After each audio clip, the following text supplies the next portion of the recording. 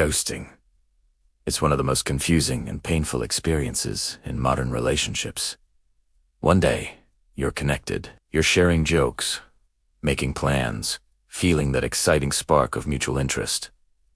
The next day, silence. Absolute, deafening silence. Your messages go unanswered. Your calls are ignored. You see they're active on social media, living their life. But to you, they're a ghost. It feels personal, it feels loud, and it's deeply unsettling. So what's really going on here? To understand ghosting, we need to go deeper than just someone losing interest. We need to explore the psychology behind why people disappear, the profound impact it has on those left behind, and what it reveals about emotional maturity, fear, and the very nature of human connection. At its core, ghosting is an avoidance behavior. Look, people lose interest all the time.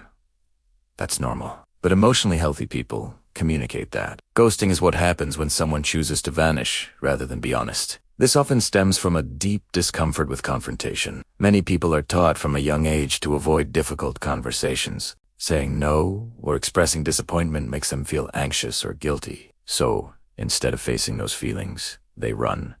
Silence becomes their shield. Another powerful driver is fear. There's the fear of hurting someone, the fear of being seen as the bad guy, or the fear of a big emotional reaction. Ending a connection, any connection, takes emotional courage. It means acknowledging the other person's feelings, their humanity. Ghosting allows someone to completely bypass that emotional labor. By disappearing, they don't have to witness the other person's pain, anger, or sadness. In their mind, if they don't see a reaction, they feel no responsibility for it. Ghosting is also tightly linked to emotional immaturity. A mature person can handle temporary discomfort for the sake of being respectful and honest. An emotionally immature person, however, often prioritizes their own immediate relief over long-term integrity. Ghosting offers that instant relief. Suddenly, the ghoster feels free, in control, and light. They don't have to explain themselves or manage anyone else's expectations.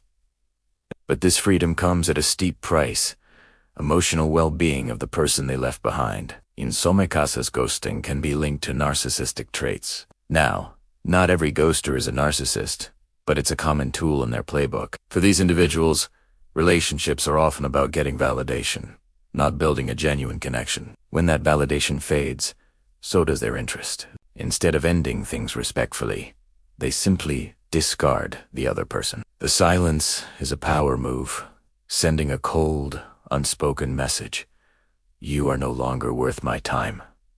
This can be devastating to someone's self. Our attachment styles also play a huge role. People with an avoidant attachment style are particularly prone to ghosting. These individuals value their independence and feel uncomfortable with too much emotional closeness. When a relationship starts to feel too intimate or demanding, they can feel trapped. Instead of communicating their need for space, they just pull away abruptly. Ghosting is their escape hatch to restore emotional distance. On the flip side, people with an anxious attachment style are often the most wounded by ghosting. They thrive on reassurance, consistency, and closeness. When someone suddenly disappears, it triggers their deepest fears of abandonment. Their mind goes into overdrive, desperately searching for an answer. What did I do wrong? Was I not good enough? How could they just vanish? This lack of closure keeps their nervous system in a constant state of distress, making it incredibly hard to move on. This is one of the most psychologically damaging parts of ghosting: the ambiguity. The human brain craves closure. When something ends clearly, even if it's painful, we can process it and start to heal.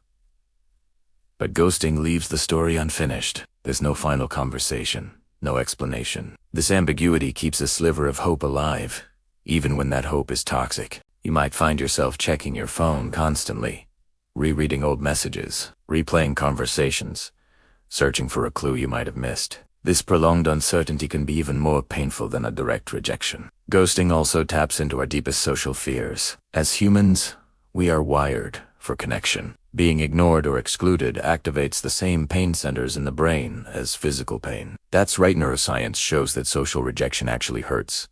The silence isn't just silence. It feels like you're being erased. It sends a primal signal that says, you don't matter. Even the most confident person can be shaken by that. From a broader societal view, ghosting has become more common because of digital communication. Dating apps and social media create an illusion of endless options. When people feel easily replaceable, they start treating others as disposable. It is much easier to ignore a text message than it is to look someone in the eye and say goodbye. Technology has created a culture of low accountability. There are often no social consequences for ghosting, especially in the early stages of dating. People might justify it by saying, "We weren't that serious," or "I don't owe them anything."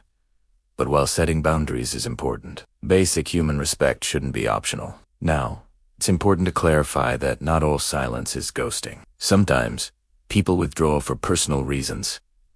Mental health struggle, overwhelming stress, a family crisis. True ghosting involves an intentional disappearance from an established connection. But while intent matters, the impact matters more. Even unintentional ghosting can cause real emotional harm. And what about the person doing the ghosting? The psychological cost for them is often hidden, but it's real. Avoiding difficult feelings doesn't make them go away. It just postpones them. Habitual ghosting reinforces unhealthy coping mechanisms and can prevent them from developing emotional intimacy and accountability. Their relationships may remain shallow, and they might carry a hidden burden of guilt or shame. So, if you've been ghosted, how do you heal?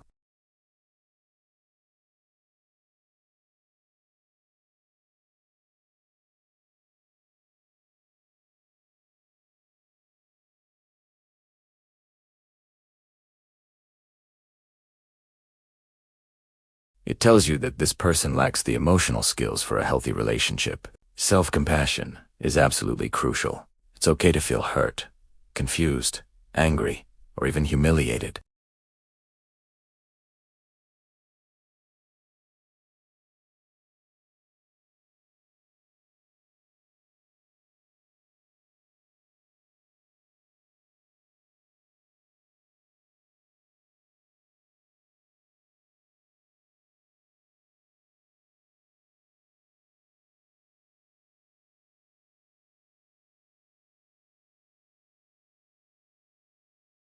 Understanding the psychology of ghosting also gives us a chance to look at our own behavior. Have we ever taken the easy way out and disappeared on someone? Have we prioritized our own comfort over another person's feelings? Being self-aware is how we grow. Choosing honesty, even when it's hard, builds our emotional strength and integrity. Ultimately, ghosting isn't just about dating. It's about how we handle discomfort, vulnerability, and responsibility in all our human connections. It shines a light on our deepest fears. In a world that values speed and convenience, ghosting is a stark reminder of the importance of slowing down and treating each other with care. The opposite of ghosting isn't confrontation, it's clarity. Clarity might be uncomfortable, but it is always kind. One simple, honest message can spare someone weeks of confusion and self-doubt. It acknowledges their humanity. In the end, the psychology of ghosting teaches us a powerful lesson. Silence can wound just as deeply as words.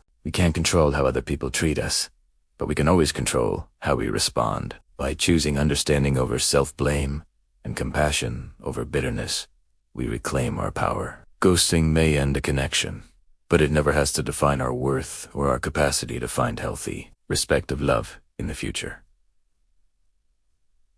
Thanks so much for watching. If this resonated with you, please consider liking this video and subscribing for more content on psychology and relationships. See you in the next one.